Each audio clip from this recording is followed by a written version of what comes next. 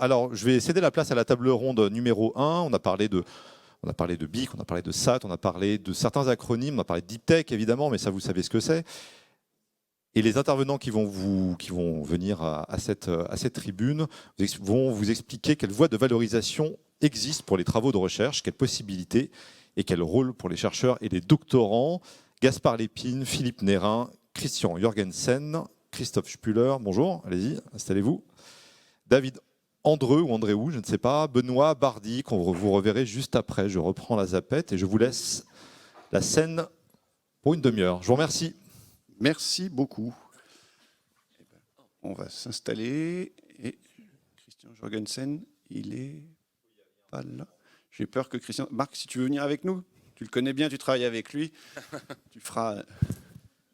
En passant de dernière minute, voilà, qui se gère bien. Marc, vous pouvez attention. Ouais, sans casser le décor, Marc. Je l'ai fait plusieurs fois, je vous rassure. Vous pouvez vous asseoir où vous voulez. Alors, je vais me permettre d'introduire rapidement chacun des intervenants en quelques secondes. Donc, Benoît Bardy, vous travaillez au laboratoire Euromove. Euromove, Université de Montpellier. Je suis un enseignant-chercheur. Je travaille sur les neurosciences du rythme et du geste. Et j'ai un parcours de transfert depuis la recherche vers le monde de l'innovation par la création d'une petite start-up qui s'appelle BitHealth. Merci. David Andreu, vous avez été transféré dans l'équipe d'en face. Oui, bonjour David Andreu. Donc, je suis enseignant-chercheur à l'Université de Montpellier aussi, depuis 25 ans déjà. Et donc, j'ai cofondé une start-up il y a 2 ans qui vise à apporter des solutions à des patients qui sont sans solution thérapeutique pour leur aider à faire face à leurs déficiences. Merci. Déficiences fonctionnelles, pardon. Christophe Spuller, donc vous jouez dans l'équipe start-up depuis le début, mais vous travaillez avec l'université. Tout à fait. Donc, moi, je m'appelle Christophe Spuller, je suis CEO et cofondateur de AccuSurgical. Donc, AccuSurgical, c'est une entreprise qui conçoit et fabrique des assistants pour des chirurgiens de la rétine, qui a été fondé en 2020 ensemble avec 4 chercheurs.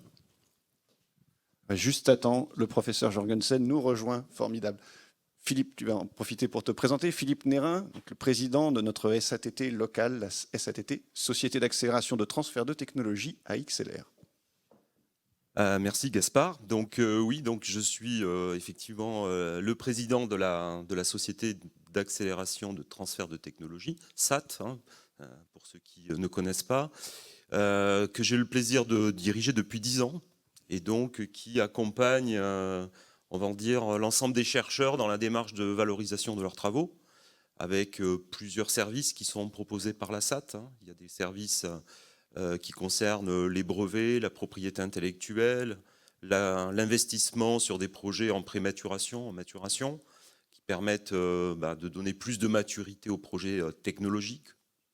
Et puis, on a des services qui concernent aussi la création d'entreprises et le transfert de technologies vers des entreprises qui sont déjà constituées, comme des PME, des ETI. Voilà, je vous expliquerai plus en détail. Et qui vient juste de nous rejoindre, Christian Jorgensen, professeur PUPH, qu'on dit. C'est ça. Bonjour à tous. Donc, moi, je suis le directeur de l'Institut de biothérapie.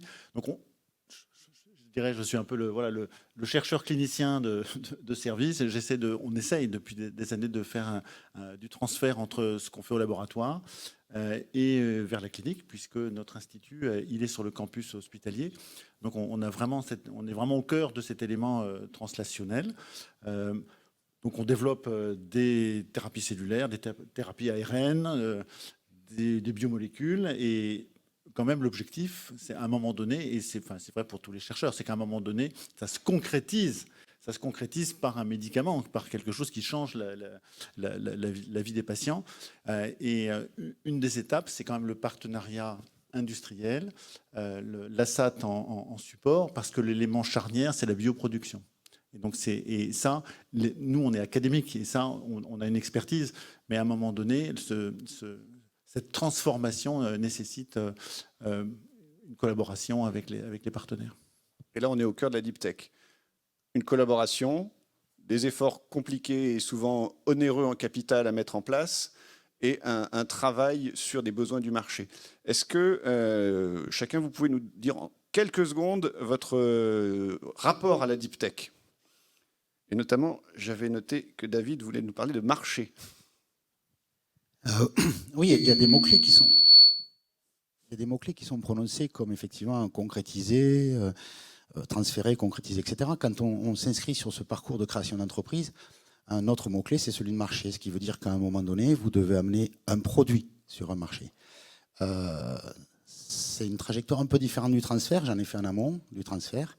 Mais amener sur le marché, ça veut dire aussi traiter de toute la partie business du projet, et ça ne s'oppose pas avec le fait de mettre à disposition des solutions pour des patients. Et c'est une nécessité, parce que quand vous voulez apporter des solutions, il faut que ces solutions soient pérennes. Il ne suffit pas simplement de concrétiser, de montrer que c'est faisable, mais il faut assurer aussi la pérennité de ce que vous amenez. Les patients attendent de la pérennité. Donc du coup, il est nécessaire d'être bien accompagné. Vu mon cursus, vous comprenez, d'être bien accompagné, notamment sur la partie business. Merci. Benoît, votre vision un peu de la deep tech en quelques secondes. Peut-être en deux parties. D'abord, moi j'ai monté un centre qui s'appelle Euromove, sur la santé numérique en mouvement, en arrivant à Montpellier. Donc j'ai managé le centre pendant quelques années. Et avec cette casquette-là, je me suis rendu compte des pépites qu'on a dans nos labos et de la difficulté à franchir le premier pas vers la valorisation. Depuis le résultat scientifique, les chercheurs sont frileux de ce point de vue-là. Et ça, c'est un point que j'ai bien noté. Des dispositifs existent, on va en parler longuement pendant cette table ronde. Et le deuxième élément est le plus personnel, puisqu'après avoir fait le management de centre pendant des années, j'ai décidé de franchir le pas moi-même. Et suite à un projet de recherche européen, de suivre la voie ici. Donc le côté deep tech ici, c'est la santé. C'est une solution technologique que je vais vous présenter tout à l'heure qui synchronise, qui utilise la musique comme un moyen exogène ici de synchroniser le mouvement et de stabiliser la marche, notamment des patients. Et ce processus ici, depuis la recherche vers le transfert, nous a beaucoup occupé ces dernières années. Merci. Christophe, votre rapport à la deep tech? Alors, la deep tech, pour moi, c'est tout simplement, c'est des choses qu'on ne peut pas faire sans avoir un partenariat avec un labo de recherche ou des chercheurs, parce que c'est des technologies qui nécessitent beaucoup de savoir-faire, qui nécessitent beaucoup de travail en amont.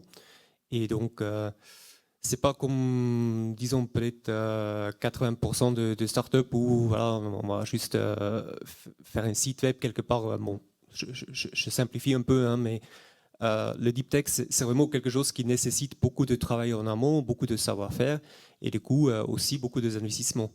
Et du coup, justement, toutes ces structures-là, comme la SAT, c'est indispensable en fait pour la deep tech, parce que on ne peut pas produire un produit, l'amener jusqu'à un état où on peut le commercialiser sans avoir tous ces financements-là et toutes cette structure, cet écosystème qui aide justement à arriver à ces points-là.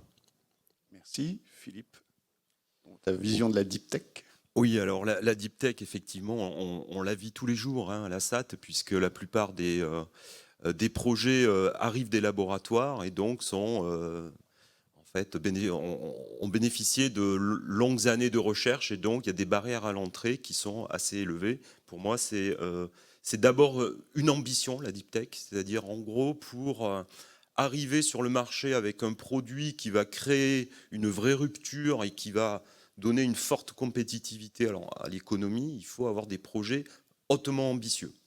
Et donc, pour cette ambition, elle va être créée par des barrières à l'entrée qui vont être technologiques, scientifiques, mais également en termes de marché. Il y a de l'innovation qui se fait par la conquête des marchés. On a des exemples où finalement les barrières à l'entrée sur le marché sont aussi un élément à prendre en compte dans la construction du projet, le développement et l'investissement du projet. Donc faire de la deep tech, c'est avoir une forte ambition. Et puis on a tous les outils qu'il faut aujourd'hui pour vous accompagner si vous avez un projet dans le domaine de la deep tech. On a des équipes pour la propriété intellectuelle, par exemple, on en parlera peut-être, mais on dépose beaucoup de brevets, de savoir-faire, de marques, de logiciels à l'échelle mondiale pour donner un avantage concurrentiel au niveau mondial et pas uniquement au niveau national. Merci. Alors Christian, même question, mais je vais la resserrer un petit peu pour pouvoir faire la transition après autour du premier pas. Quand on a ce résultat et on se dit là, il y a quelque chose, et qu'on balance entre la publication et le transfert, comment on fait? Et comment on sent que c'est un résultat deep tech? Eh ben, la première chose qu'on fait, c'est qu'on contacte la SAT. Très bon réflexe. Voilà. Parce qu'en fait, c'est forcément un travail collaboratif. Ça veut dire qu'il faut très en amont bien faire une étude des brevets, bien faire une étude potentielle du marché. Et puis ensuite, ça va impacter sur le développement du produit. Parce qu'en fait, si vous réfléchissez si vous avez une innovation en technologie que vous voulez effectivement en faire un produit en santé, ça veut dire que tout le développement, il doit répondre à un certain nombre de traçabilité et de critères qualité que vous ne feriez pas si vous vous limitez à un travail scientifique avec l'objectif d'une publication. Donc ça veut dire que ça doit être collaboratif et très très tôt, il faut prendre contact avec les professionnels qui connaissent ça. Et nous avons beaucoup de jeunes thésards aujourd'hui. Est-ce qu'on peut publier quand même? Puisque c'est un des critères que l'école doctorale va suivre. Alors oui, on peut. Alors on peut protéger l'innovation. Ça n'empêche pas de publier, mais il faut être très attentif. Il faut être très attentif parce qu'on peut, on peut protéger et publier après. Enfin, voilà, tout ça, ça ne s'improvise pas. Il faut être très très prudent aussi sur les communications orales. Donc c'est sûr que le thésard qui balance en ligne le résumé et qui décrit toute l'innovation, bien sûr, il faut être très très vigilant là-dessus. Et donc on peut publier, mais si on veut effectivement participer à un développement technologique, il faut penser à protection de la propriété intellectuelle. Merci beaucoup. Et donc une fois qu'on a fait cette démarche, Philippe, on arrive chez vous. Que se passe-t-il? Alors effectivement, donc je pense que ça a été bien expliqué. Hein, donc là, je m'adresse au thésard parce que je vois qu'il y en a beaucoup devant, j'imagine. Effectivement, dans certains laboratoires, je pense qu'il y a ce réflexe qui a été pris de dire, avant de publier, on va aller s'adresser à la SAT ou ça peut être aussi à la DIPA Montpellier pour aller voir s'il y a moyen de déposer un brevet ou développer de la propriété intellectuelle ou industrielle. Donc ça, c'est la première démarche quand vous êtes thésard, quand vous avez obtenu des résultats d'expérimentation, etc. Je pense que le premier réflexe, c'est de s'interroger s'il y a moyen de développer de la propriété intellectuelle. Déposer de la propriété intellectuelle, ça peut aller très vite, de quelques semaines à quelques mois, en fonction de vos résultats, de vos objectifs, du calendrier aussi que vous avez. Et donc, l'un n'empêche pas l'autre. Et ensuite, vous pouvez effectivement publier vos résultats dans des journaux scientifiques. Si vous avez la volonté d'aller plus loin dans le développement de votre projet, alors il existe des moyens de financer ces projets-là au travers de plusieurs dispositifs. C'est ce qu'on appelle la prématuration, par exemple. Donc ça va être des moyens qui vont vous être accordés pour développer expérimentalement un peu plus en amont, en aval, on va dire, votre recherche. Ça va permettre peut-être de générer des nouveaux résultats qui vont enrichir le brevet que vous avez déposé. Je vous rappelle que vous avez une période entre le dépôt, ce qu'on appelle prioritaire, et la publication du brevet. Vous avez 18 mois, vous pouvez encore enrichir votre brevet si vous avez obtenu de nouveaux résultats. Et si, à la suite de cette prématuration, vous voulez aller encore plus loin, vous pouvez bénéficier de ce qu'on appelle une maturation, c'est-à-dire des fonds qui vont vous être accordés pour aller prototyper quelque chose qui va être un futur produit avec, on va dire, un avancement qui va être important, puisqu'en fait, vous serez pratiquement sur une échelle de TRL. Alors le TRL, j'aime pas trop en parler parce que d'abord, ça parle pas à tout le monde. Mais TRL, en gros, c'est un thermomètre que vous mettez dans votre projet qui va de 0 à 9. Et 9, c'est le produit prêt à être commercialisé. 0, c'est juste l'idée. Et puis il y a toutes les échelles intermédiaires. Quand vous rentrez en prématuration, généralement, vous êtes sur un TRL 2-3. Voilà. Enfin, vous obtenez en sortie de prématuration un TRL de 2-3. Quand vous sortez d'une maturation, vous pouvez être à 6-7. Ça veut dire que vous n'êtes pas loin d'être sur un produit pré-industriel ou pré-commercialisable. Alors, après la SAT, il y a encore des investissements, mais je crois que c'est l'objet d'une autre table ronde, je ne vais pas en parler. Mais la SAT, c'est qu'un maillon dans la chaîne de l'investissement. Prématuration, je rappelle, c'est la SAT, mais ça peut être l'université, ça peut être la région ou d'autres institutions qui peuvent financer la prématuration. La maturation, c'est davantage le métier de la SAT. Il y a très peu, on va dire, de dispositifs qui financent la maturation. Et puis la post-maturation, en fait, il y a d'autres opérateurs, il y a BPI, il y a des concours divers au niveau régionaux, nationaux, voire européens, qui permettent de financer la post-maturation. Merci. Et donc, Benoît, comment on vit cette étape? Est-ce qu'on peut exemplifier un peu tous les trois cette étape de maturation de la technologie?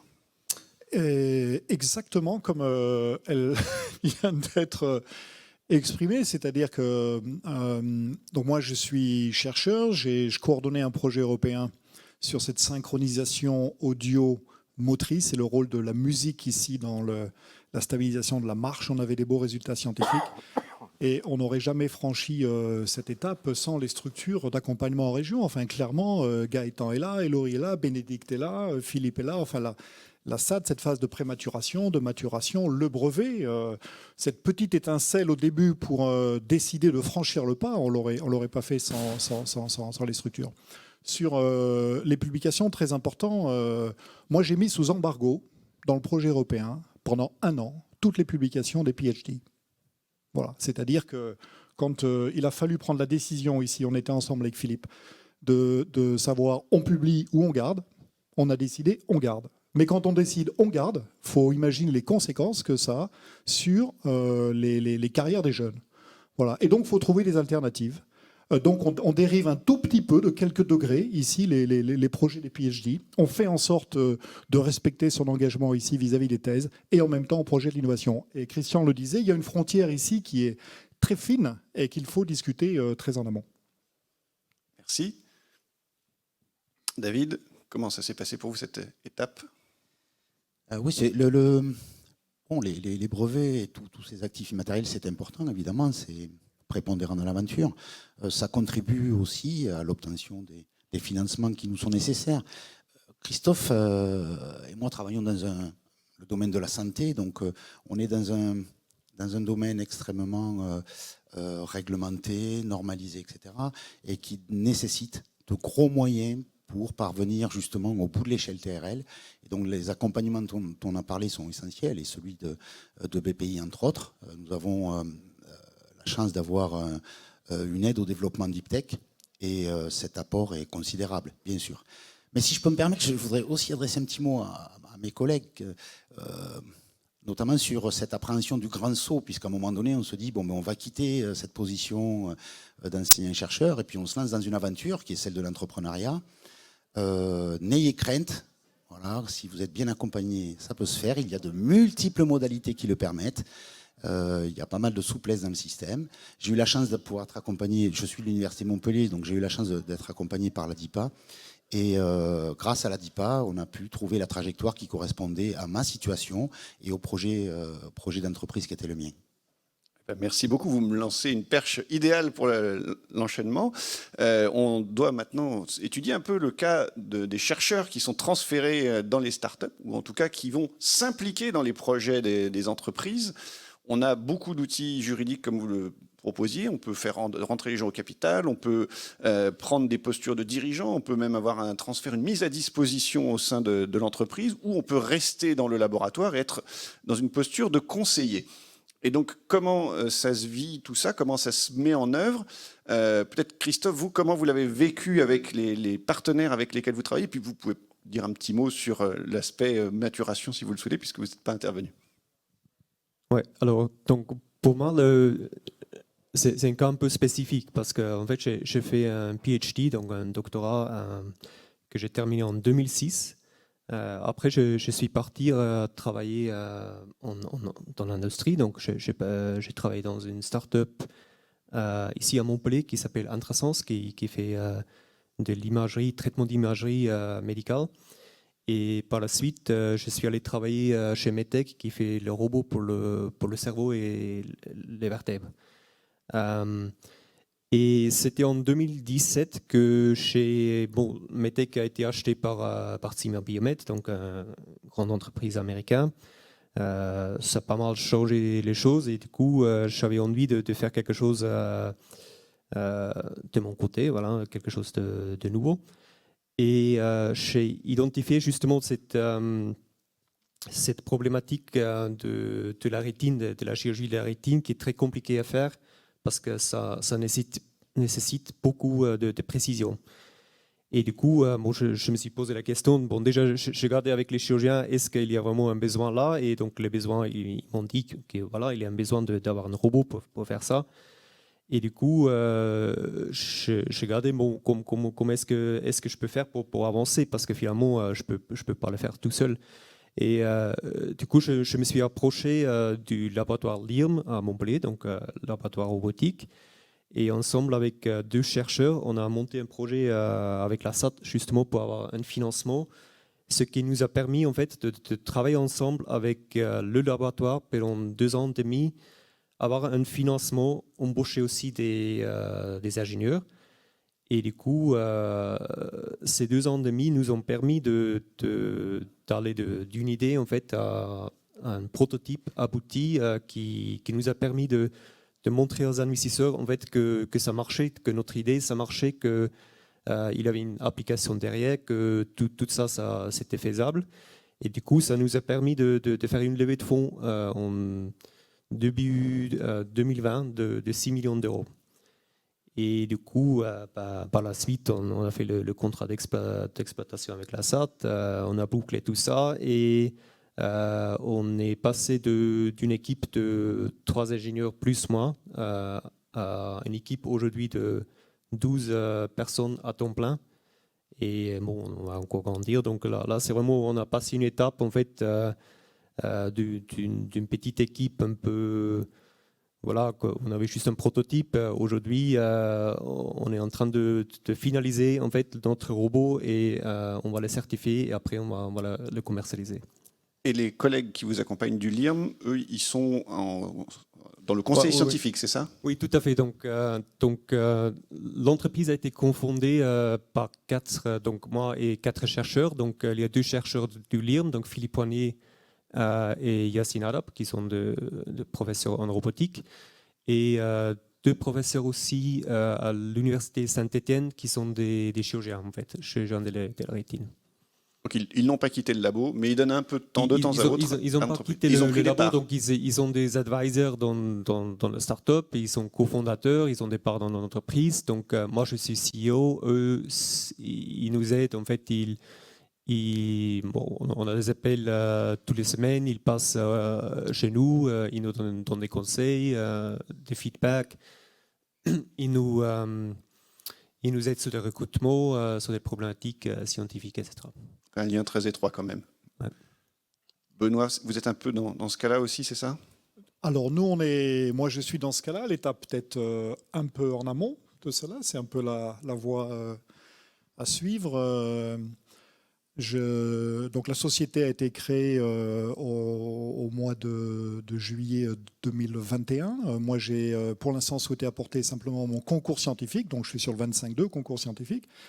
25.2, c'est le code de la recherche. Le code de la recherche, cofondateur, et j'ai quelque part dans l'entreprise, mais mon rôle, c'est la science, au moins dans cette phase-là. Il est vrai qu'avec l'avancée progressive ici du business de l'entreprise, j'ai envie d'y passer un petit peu plus de temps maintenant. Mais donc, c'est la voie, je pense, assez classique depuis le projet de recherche qui a duré donc 3 ans de projet européen, plus la phase de prématuration, de maturation ici avec la DIPA et la SAT, le CHU est impliqué, la clinique Beausoleil est impliquée, il y a plusieurs partenaires dans cette affaire-là. Ça a duré donc au total quand même 7-8 ans. Le temps de maturation de la recherche ici pour avoir vraiment le résultat solide, les publications, le brevet, etc. prend du temps. Et derrière, de franchir le pas. Donc Beatles aujourd'hui, c'est déjà 13 personnes, mais ce n'est pas des personnes à temps plein, c'est l'étape d'amont. C'est 7 associés qui sont d'ailleurs, c'est intéressant, tous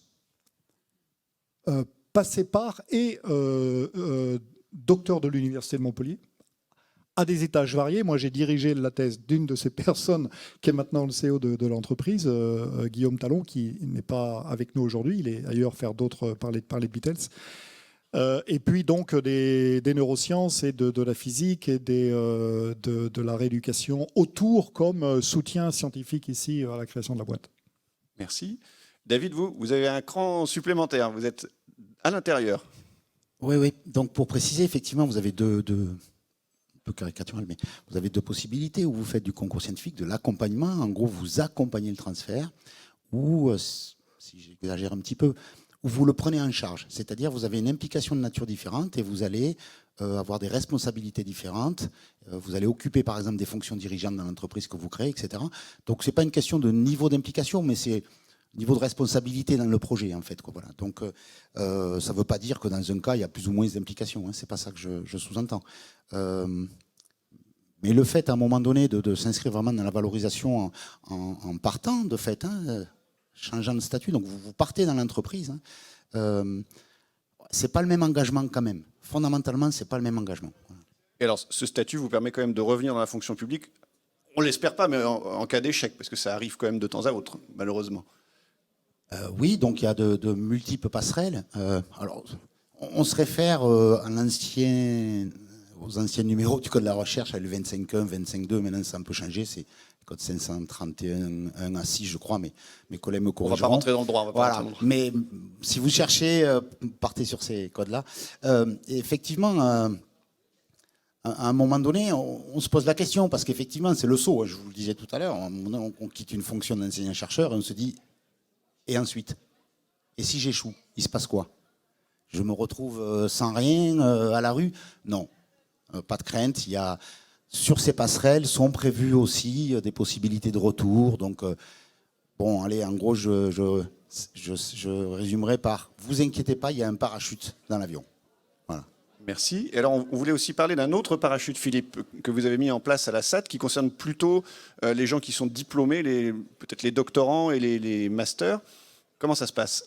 Oui, donc on a effectivement depuis quelques années expérimenté un dispositif. Donc je crois qu'il y a même certains CEO qui seront sur ce plateau aujourd'hui, qui ont été recrutés par la SAT à l'issue de leur doctorat ou de leur postdoc. Ils ont été recrutés pendant pratiquement 2 ans. Ils ont été donc ce qu'on appelle ingénieurs maturation, et puis à la fin, ils ont créé l'entreprise pour se lancer dans cette aventure entrepreneuriale. Donc c'est vrai que ça va être un très beau tremplin en fait de passer par un recrutement SAT une fois qu'on est doctorant, parce que on se retrouve dans une situation qui n'est pas précaire. Et donc on a voulu casser le modèle, c'est-à-dire en gros, on nous a expliqué, alors surtout de ma génération, peut-être pas la génération actuelle, mais il fallait se mettre en danger extrême il y a 10 ans, 20 ans pour être un entrepreneur. Et ce modèle-là, en fait, il est plus tenable. Si aujourd'hui on veut multiplier les opportunités de création d'entreprises et faire en sorte qu'en France, on soit un vrai pays d'entrepreneurs, il faut qu'on puisse donner cette possibilité de donner les moyens et de ne pas créer de situations précaires à l'entrepreneuriat. Donc oui, on recrute, on continuera à recruter des jeunes docteurs, voire des post-docs, pour leur donner cette chance pendant 2 ans de construire et de bâtir un projet solide. Et à la suite de ces recrutements, il y a tous les autres dispositifs qui reprennent le relais. Encore une fois, BPI. Il y a le concours iLab, il y a d'autres moyens de se faire financer, de poursuivre. Il y a les levées de fonds, effectivement, parce que quand on a fait un doctorat, qu'on a fait 2 ans de SAT, on est arrivé à un niveau de maturité qui fait que les investisseurs, très rapidement, investissent dans vos projets, parce qu'ils sont extrêmement matures et bien construits. parce qu'on aura donné les moyens. Voilà. Merci. Donc, on va rentrer dans une phase, entre guillemets, d'incubation. À ce moment-là, on a travaillé peut-être en pré-incubation avec les outils internes qu'on a à l'université, comme l'extracteur au CHU, le dispositif Institut Agro-INRAE et le dispositif de pré-incubation de l'Université de Montpellier. On passe après en incubation dans le réseau des incubateurs et des pépinières, notamment au BIC de Montpellier. Mais on habite quelque part. Et alors, Christian, je crois que vous avez dans votre unité une zone d'accueil un peu particulière pour les entreprises. Alors effectivement, on avait beaucoup de demandes en fait en interne par les chercheurs qui valorisaient et qui voulaient effectivement créer des spin-offs donc à partir de leurs travaux. Donc on a eu l'idée de construire un incubateur en lien avec l'Institut de recherche qui s'appelle Cyborg. Donc en fait, on a un espace dédié pour incuber des jeunes spin-offs. Donc l'idée, c'est que ça soit transitoire, c'est les 3-4 premières années. L'intérêt, c'est que ça permet de conserver un lien avec l'activité recherche académique, donc accès aux équipements, aux salles blanches, tout ce qui est nécessaire, en tout cas dans le domaine de la biotechnologie. Et puis, si effectivement l'entreprise grossit, qu'elle puisse ensuite trouver un espace plus important s'il y a besoin.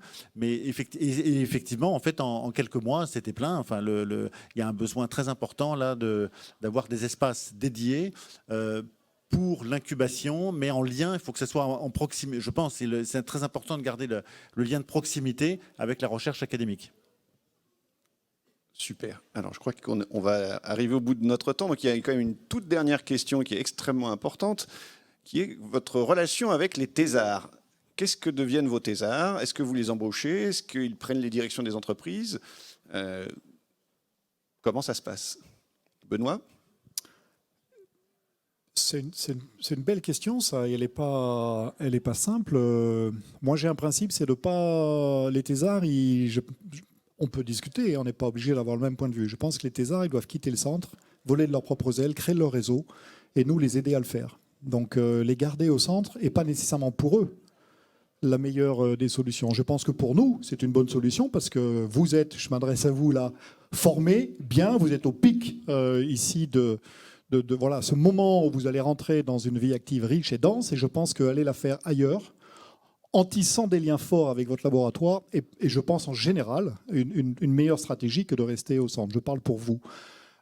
En même temps, il y a des fois où, bien sûr, il y a des situations où rester au centre et passer dans l'aile entrepreneuriale. Nous, Euromove, c'est un petit peu ce que décrit Christian. Il y a l'aile recherche du bâtiment Euromove et il y a l'aile qui est un site d'accueil pour les projets qui sont accompagnés par le BIC, par les incubateurs et les pépinières.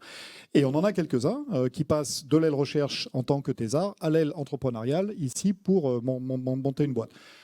Donc l'écosystème est ici favorable pour que ça puisse se faire. Donc je ne pense pas qu'il faut une approche unique ici à ce problème-là. Il faut qu'elle soit très personnalisée en fonction de la motivation fondamentale ici du thésard à rester, à partir, faire un postdoc dans le monde industriel, dans le monde académique. Quelle est la voie ici et d'ajuster en fonction. Et vous, le dirigeant de l'entreprise avec laquelle vous travaillez est un ancien thésard, c'est ça ce que vous dites? C'est un ancien thésard du laboratoire qui a fait le choix que l'on respecte et qu'on adore de rester avec nous. Donc c'est une des exceptions. Moi, j'ai encadré, les miens, il y a beaucoup d'enseignants-chercheurs dans Euromove. Moi, j'ai encadré peut-être 25-30 étudiants de thèse dans ma carrière. Vous voyez la couleur de mes cheveux maintenant. Et 90% de ces gens-là sont partis faire leur carrière en Europe, en Australie, aux États-Unis, au Canada, ailleurs, en France. Certains sont restés, d'autres sont revenus. Mais ça crée un tissu relationnel, professionnel autour de nos questions de recherche qui est extrêmement riche et je pense davantage que si tous ces jeunes-là étaient restés. Et bien sûr, il y a des exceptions quand l'enjeu ici, principalement autour de l'étudiant, est réel. Merci. David, les thésards chez vous, comment ça se passe? Alors, les thésards chez nous, il y en a pas au sein de l'équipe, mais il n'y en a pas aux fonctions dirigeantes. C'est un projet qui n'émanait pas des thésards, donc voilà. Mais ce que je voudrais préciser, c'est qu'il ne faut pas imaginer, parce qu'on part dans une un transfert ou dans une valorisation ou autre, que ce qui a pu nous animer dans notre métier initial, qui était celui de chercheur ou de doctorant, hein, de produire de la connaissance, de relever des défis, qu'ils soient lever des verrous théoriques, technologiques ou autres, ça ne s'arrête pas du jour au lendemain, hein. Ça se poursuit. Et même, j'allais dire, vous êtes confrontés encore à de nouveaux défis. Voilà, donc ceux qui aiment ce genre d'aventure, ce qui, je pense, nous a motivés pour ce type de carrière, eh bien, pourront encore s'y retrouver. Hein. Ne vous imaginez pas que quand vous partez dans l'entrepreneuriat, du coup, vous oubliez tout ça. Non, vous y êtes confrontés tous les jours. Merci. Christophe, une thèse, une valeur ajoutée dans une entreprise comme la vôtre? Je pense que oui, parce qu'une thèse, ça permet d'acquérir des connaissances, tout simplement. Mais après, nous, quand on recrute des personnes, on ne recrute pas parce qu'ils ont une thèse ou pas, on recrute tout simplement est-ce qu'ils connaissent le sujet, est-ce qu'ils sont bons ou pas. Après, moi, je voulais juste ajouter, en fait, moi, j'ai passé pas mal de temps aux États-Unis, en Suisse, d'autres pays, et je trouve cette frontière-là entre la recherche et le privé, c'est un peu artificiel quelque part. Pour moi, il n'y a pas de frontière, en fait. C'est tout simplement voilà, des opportunités pour résoudre des problèmes. On le fait au milieu universitaire, on le fait au milieu privé. Je pense qu'il ne faut pas avoir peur de se lancer dans le milieu privé. Après, on peut toujours revenir à l'université si on veut. Je pense qu'il ne faut vraiment pas voir ça comme deux mondes différents. En fait, à la fin, c'est un peu la même chose. En fait, on essaie juste de résoudre des problèmes, de faire avancer les choses. Dans notre cas, la médecine, pour traiter les patients. On peut le faire de plein de façons différentes. Donc, voilà, je pense que c'est ça l'important. Je vois qu'il nous reste 2 minutes. Alors, on avait, je crois, une toute petite séquence de questions. Du coup, peut-être Christian et Philippe, si vous êtes d'accord, on peut prendre peut-être une question, s'il y en a une dans l'Assemblée.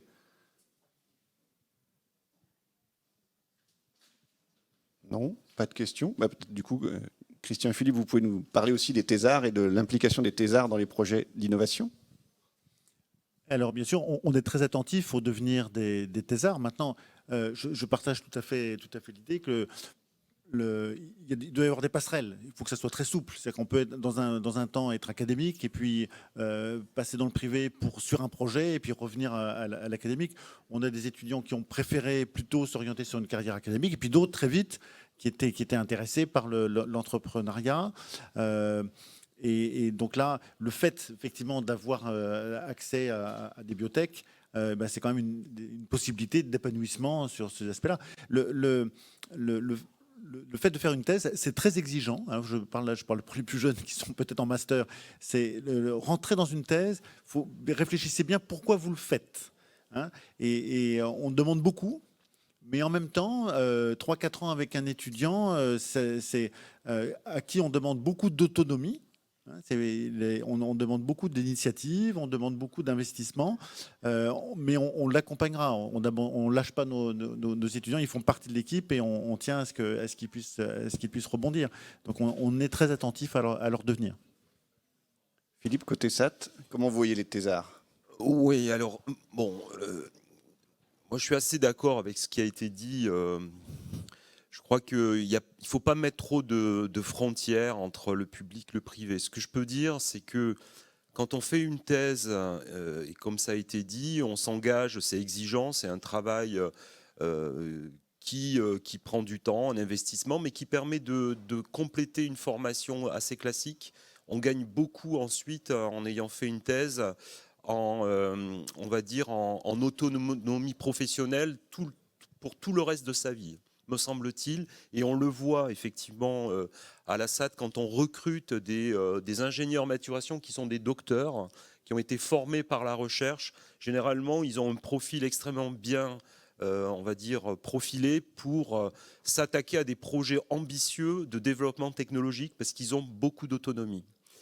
Alors, je ne sais pas s'il y a des étudiants en master qui vont aller en thèse. Moi, je dirais que faire une thèse aussi en lien avec des entreprises, puisqu'on sait qu'il y a des entreprises qui financent des thèses, les CIFRE par exemple, mais il y a d'autres dispositifs. Je pense que c'est aussi un atout, ça peut être un atout, parce que ça donne une vraie boussole dans le projet de recherche.